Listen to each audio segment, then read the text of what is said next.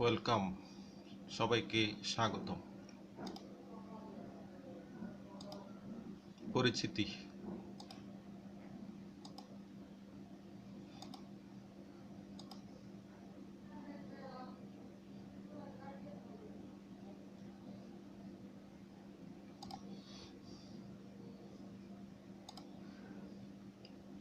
চিত্রগুলো লক্ষ্য করো।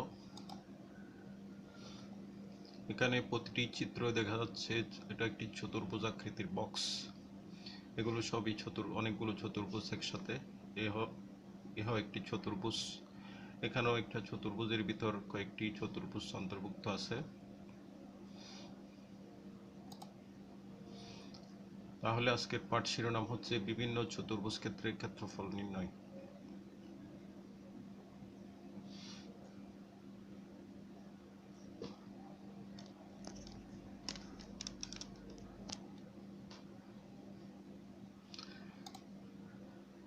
শিকনফল।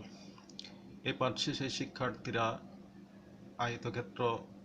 আয়তক্ষেত্রের ক্ষেত্রফল নির্ণয়ের সূত্র বলতে পারবে, রম্বসের ক্ষেত্রফল নির্ণয়ের সূত্র বলতে পারবে, আয়তক্ষেত্রের সূত্র ব্যবহার করে সমস্যার সমাধান করতে পারবে। এখানে এই জানালাগুলো এবং দরজাটা আমরা দেখি। দরজাটা হচ্ছে এবং এই দেওয়াল, এগুলো হচ্ছে আয়তক্ষেত্র। তাহলে আয়তক্ষেত্রের বৈশিষ্ট্য আমরা দেখি।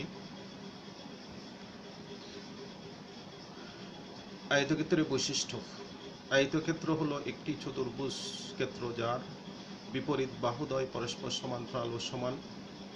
প্রত্যেকটি কোণ সমকোণ, দৈর্ঘ্য ও প্রস্থ আছে। আয়তক্ষেত্রের দৈর্ঘ্য ও প্রস্থ আছে।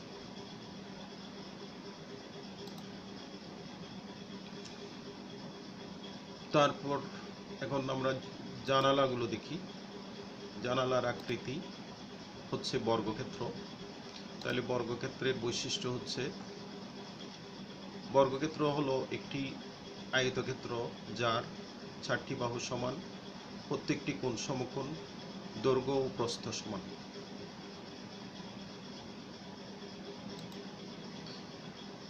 এবার আমরা দেখব উপরের ছাল। উপরের ছালের এই অংশটা এবং উপরের ছালের এই অংশটা হচ্ছে একটা সামান্তরিক ক্ষেত্র। তাহলে সামান্তরিক ক্ষেত্রের বৈশিষ্ট্যগুলো হচ্ছে,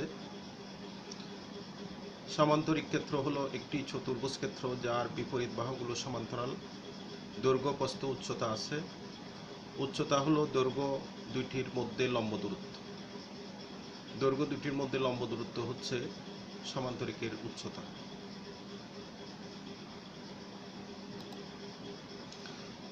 তারপর আমরা এখানে দেখি, এখানে এটা সাইকেলের চাকা। সাইকেলের চাকা হচ্ছে একটা বৃত্তক্ষেত্র। তাহলে বৃত্তক্ষেত্রের বৈশিষ্ট্য, বৃত্তের বৈশিষ্ট্য হচ্ছে বৃত্তের দৈর্ঘ্যকে পরিধি বলা হয়।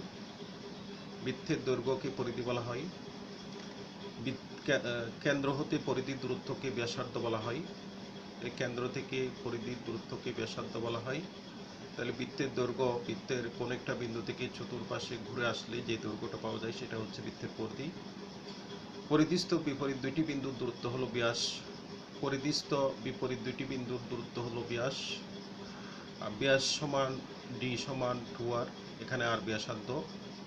পরিধি সি সমান 2 তারপর ফাই সমান পরিধি ডিভাইড ব্যাস। পরিধিকে ব্যাস দ্বারা ভাগ করলে আমরা পাই ফাই এর মান। ফাই সমান হচ্ছে পরিধি ডিভাইড ব্যাস। পরিধিকে ব্যাস দ্বারা ভাগ করে আমরা ফাই এর মানটা পাই।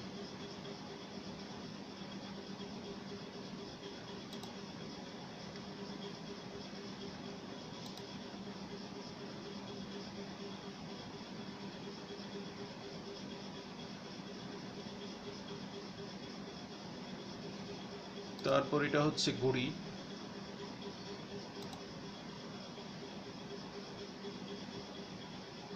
ঘড়ি রম্বস ক্ষেত্রের মতো। রম্বস ক্ষেত্র হচ্ছে যে চতুর্ভুজের 4টি বাহু সমান কিন্তু কোণগুলো সমকোণ নয়, সেটা হচ্ছে রম্বস। রম্বসের বৈশিষ্ট্য, রম্বস ক্ষেত্র হলো একটি সমান্তরিক যার 4টি বাহু সমান, কোণগুলো সমকোণ নয়।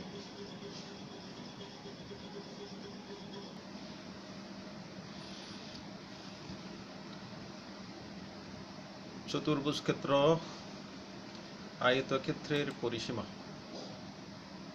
তাহলে আমরা আয়তক্ষেত্রের পরিসীমা নির্ণয়ের সূত্রটি দেখব।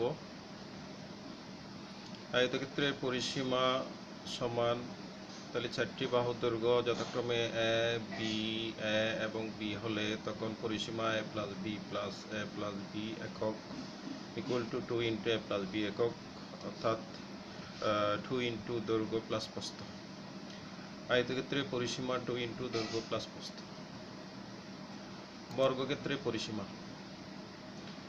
তো বর্গক্ষেত্রের বাহু দৈর্ঘ্য যদি এ হয় তাহলে 4টি বাহুর দৈর্ঘ্য এ, তখন পরিসীমা 4টি বাহু যোগ করলে 4a, তাহলে বর্গক্ষেত্রের পরিসীমা হচ্ছে 4 ইন্টু এ, অর্থাৎ 4a একক, 4a একক, অর্থাৎ বর্গক্ষেত্রের পরিসীমা 4 ইন্টু এক বাহুর দৈর্ঘ্য। প্রতি বাহুর দৈর্ঘ্যকে 4 দ্বারা গুণ করলে আমরা বর্গক্ষেত্রের পরিসীমা পাব। সামান্তরিক ক্ষেত্রের পরিসীমা, সামান্তরিকের বিপরীত বাহুগুলো সমান, সেজন্য তাহলে বাহুগুলোর দৈর্ঘ্য যথাক্রমে এ ও বি হলে পরিসীমা 2 ইন্টু এ প্লাস বি, অর্থাৎ সামান্তরিক ক্ষেত্রে পরিসীমা ইকুয়াল টু 2 ইন্টু সন্নিহিত বাহু দুইটির দৈর্ঘ্যের যোগফল, 2 ইন্টু সন্নিহিত বাহু দুইটির দৈর্ঘ্যের যোগফল।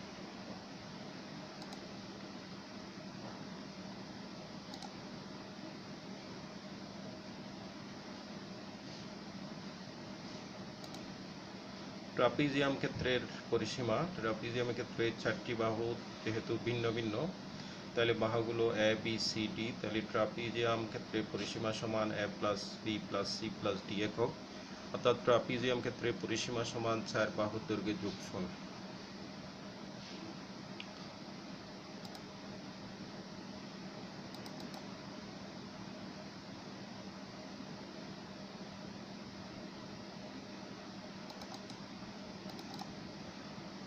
রম্বসের পরিসীমা, রম্বসের বাহুগুলো যেহেতু প্রত্যেকটি সমান, প্রতি বাহুর দৈর্ঘ্য এ হলে তাহলে রম্বসের পরিসীমা এ প্লাস এ একক ইকুয়াল টু 4 একক, সুতরাং রম্বস ক্ষেত্রের পরিসীমা 4 ইন্টু এক বাহুর দৈর্ঘ্য।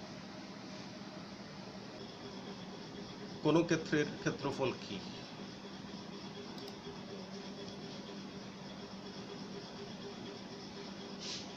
কোন জ্যামিতিক আকারের ক্ষেত্র যে পরিমাণ জায়গা দখল করে তাকে তার ক্ষেত্রফল বলে।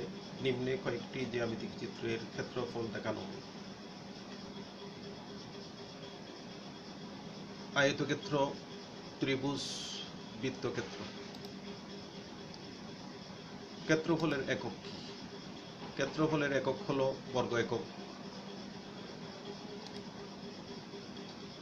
বর্গ একক বলতে কি বুঝো? 1 একক দৈর্ঘ্য বিশিষ্ট কোন বর্গক্ষেত্রের ক্ষেত্রফলকে বোঝায়। যেমন 1 সেন্টিমিটার বাহু বিশিষ্ট কোন বর্গের ক্ষেত্রফল 1 বর্গ সেন্টিমিটার।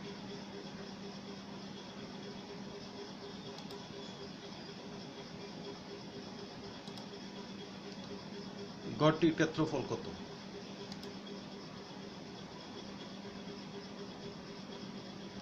উত্তর 1 বর্গ সেন্টিমিটার। আয়তক্ষেত্রটির মোট গড় সংখ্যা কয়টি? মোট গড় সংখ্যা 35টি, অর্থাৎ আয়তক্ষেত্রটির ক্ষেত্রফল 35 বর্গ সেন্টিমিটার।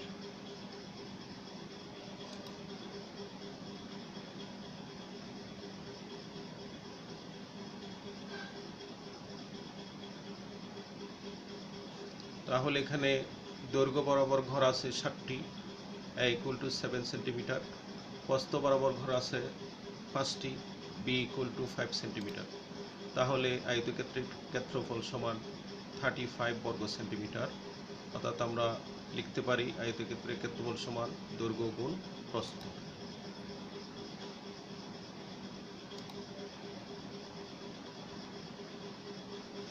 তাহলে আমরা পেলাম আয়তক্ষেত্রের ক্ষেত্রফল সমান দৈর্ঘ্য গুণ প্রস্থ। বর্গক্ষেত্রের ক্ষেত্রফল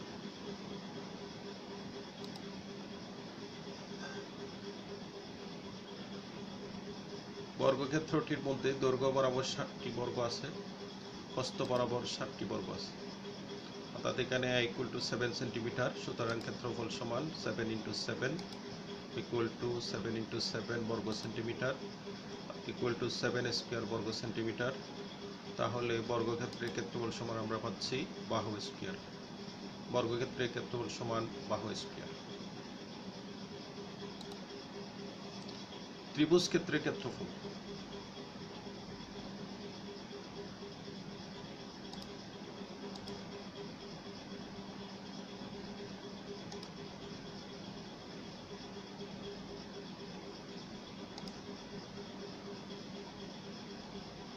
তাহলে এখানে একটা আমরা ত্রিভুজ ক্ষেত্র অঙ্কন করলাম।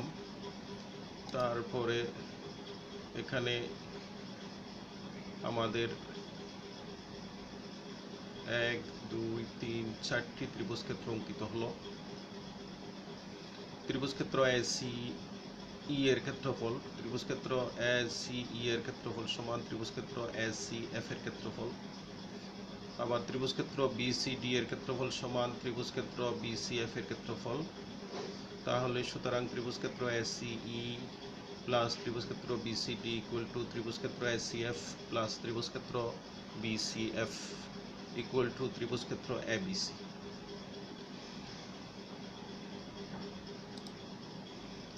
ত্রিভুজ ক্ষেত্রের ক্ষেত্রফল ABC equal to half into আয়তক্ষেত্র ABDE।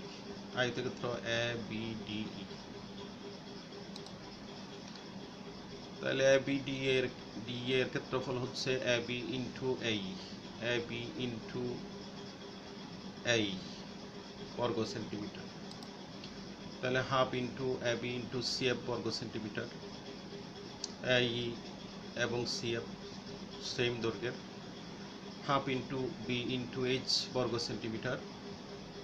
তাহলে আমরা লিখতে পারি ত্রিভুজ ক্ষেত্রের ক্ষেত্রফল সমান হাফ ইন্টু ভূমি ইন্টু উচ্চতা। ত্রিভুজ ক্ষেত্রের ক্ষেত্রফল সমান হাফ ইন্টু ভূমি ইন্টু উচ্চতা। সামান্তরিক ক্ষেত্রের ক্ষেত্রফল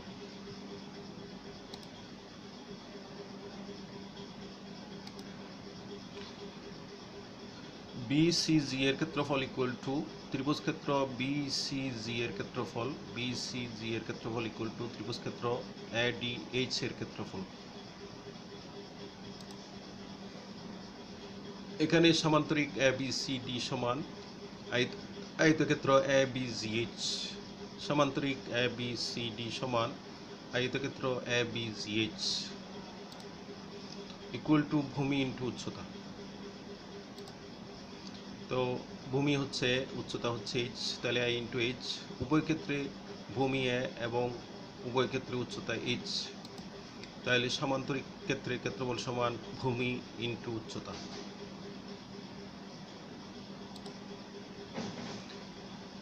ট্রাপিজিয়াম ক্ষেত্রের ক্ষেত্রফল, যে চতুর্ভুজের দুটি বিপরীত বাহু সমান্তরাল এবং সবগুলো বাহু সমান, সেটা হচ্ছে ট্রাপিজিয়াম।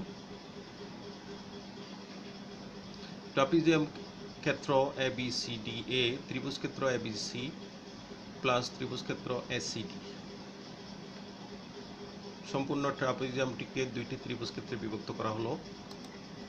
তাহলে প্রথম ত্রিভুজ ক্ষেত্র ABC এর ক্ষেত্রফল হচ্ছে হাফ ইন্টু ভূমি ইন্টু উচ্চতা। তারপর ত্রিভুজ ক্ষেত্র ACD এর ক্ষেত্রফল হচ্ছে হাফ ইন্টু ভূমি ইন্টু উচ্চতা। Half into H plus half into BH। তাহলে H যদি কমন নিই, half into A plus B into H, অর্থাৎ ট্রাপিজিয়াম ক্ষেত্রের ক্ষেত্রফল সমান হাফ ইন্টু সমান্তরাল বাহুদের সমষ্টি ইন্টু উচ্চতা।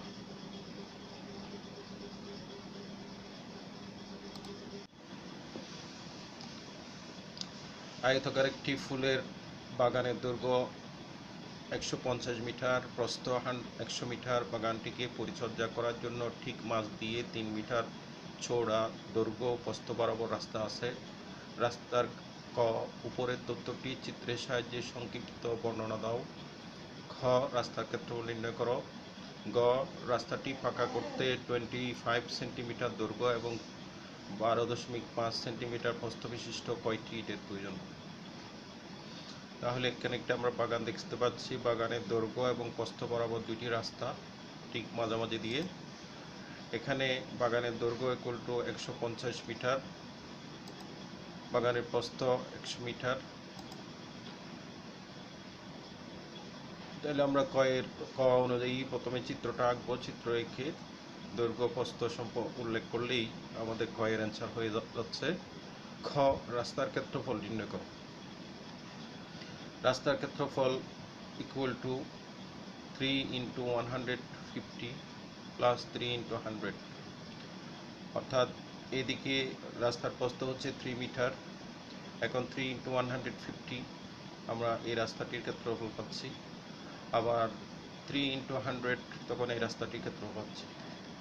কিন্তু উভয় রাস্তা এখানে পরস্পরকে ক্রস করেছে, তাহলে ক্রস বিন্দুতে উভয় রাস্তার বাহু দৈর্ঘ্য হচ্ছে 3 × 3, অর্থাৎ 3 × 3 বর্গমিটার।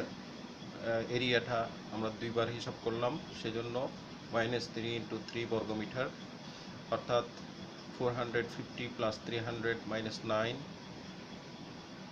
ইকুয়াল টু 741 বর্গমিটার, অর্থাৎ রাস্তার ক্ষেত্রফল 741 বর্গমিটার। আমরা ক্ষয়ের অ্যান্সার পেলাম। গ এখানে এটার দৈর্ঘ্য 25 সেন্টিমিটার। 25 সেন্টিমিটারকে 100 দ্বারা ডিভাইড করলে এটা পাবো মিটারে প্রকাশ হয়ে যাচ্ছে, তাহলে 0.25 মিটার। এখন প্রস্থ 12.5 সেন্টিমিটারকে তাও 100 দ্বারা ডিভাইড করে আমরা এটা মিটারে প্রকাশ করলাম। ইটের দৈর্ঘ্য প্রস্থ পেলাম, তাহলে ইটের ক্ষেত্রফল দৈর্ঘ্য গুণ প্রস্থ। ইটের ক্ষেত্রফল পাওয়া গেল 0.03125 বর্গমিটার। এখন অতএব ইটের প্রয়োজন হবে। রাস্তার ক্ষেত্রফলটাকে আমরা একটি ইটের ক্ষেত্রফল দিয়ে ভাগ করলেই কয়টি ইটের প্রয়োজন হবে সেটা আমরা নির্ণয় করতে পারবো। ইটের প্রয়োজন হবে 23,712টি। উত্তর 23,712টি ইটের প্রয়োজন। বাড়ির কাজ। একটি আয়তাকার ক্ষেত্রের ক্ষেত্রফল 192 বর্গমিটার। দৈর্ঘ্য 4 মিটার কমালে ও প্রস্থ 4 মিটার বাড়ালে এর ক্ষেত্রফল অপরিবর্তিত থাকে। আয়তাকার ক্ষেত্রে দৈর্ঘ্য ও প্রস্থ নির্ণয় করো। তাহলে এই সমস্যাটি তোমরা বাসায় সমাধান করো।